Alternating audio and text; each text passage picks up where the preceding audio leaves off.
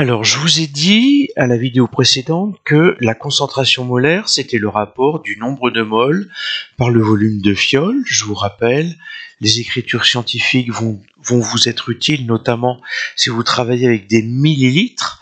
Et puis, petit n, le nombre de moles, on l'obtient par le rapport de la masse qu'on a pesée par la masse molaire.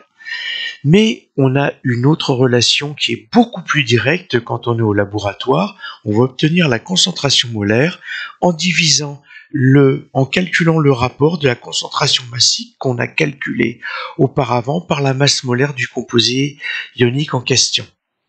Donc ici, si vous regardez bien, vous voyez que j'ai une concentration molaire en permanganate de potassium avec les valeurs que j'ai prises. J'ai 3,16 que je devais diviser par 158. Donc ceci va me permettre de calculer la concentration molaire en permanganate de potassium en connaissant la concentration massique de permanganate de potassium comme étant 3,16 grammes par litre.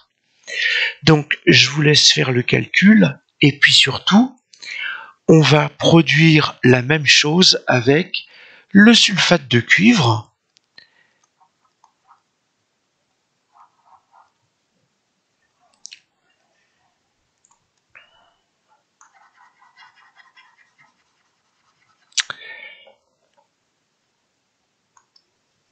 Reprise, et on va calculer la même chose avec le sulfate de cuivre.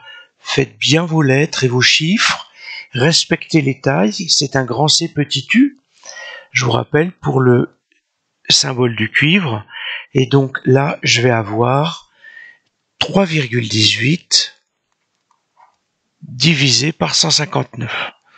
Donc je vous laisse faire les calculs, et puis vous allez voir normalement pourquoi je vous ai emmené dans ces valeurs-là. Donc vous pouvez peut-être arrêter la vidéo, faire votre calcul.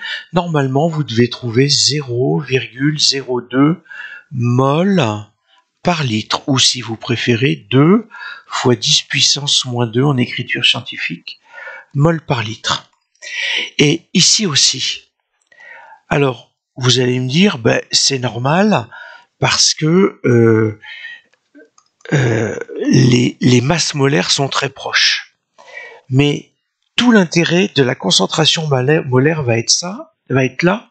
Si je prends dans la même continuité une masse de carbonate de calcium qui vaut exactement 1 gramme et que je la dissous dans un volume de fiole jaugé à 0,5 litres, je vais bien avoir une concentration massique de carbonate de calcium qui vaut 2 grammes par litre.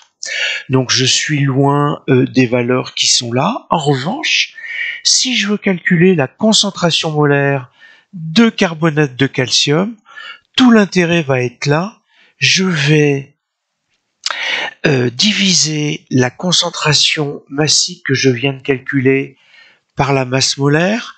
Donc je vous invite à stopper la vidéo, calculer la masse molaire et rallumer la vidéo pour voir le résultat. Donc je vais avoir 2 grammes que je vais diviser par 100 grammes par mol. En fait, vous voyez que je vais aussi me retrouver avec une concentration molaire de même valeur. Donc, l'objectif des chimistes, ça a été justement d'avoir une unité qui permette de comparer directement les concentrations molaires.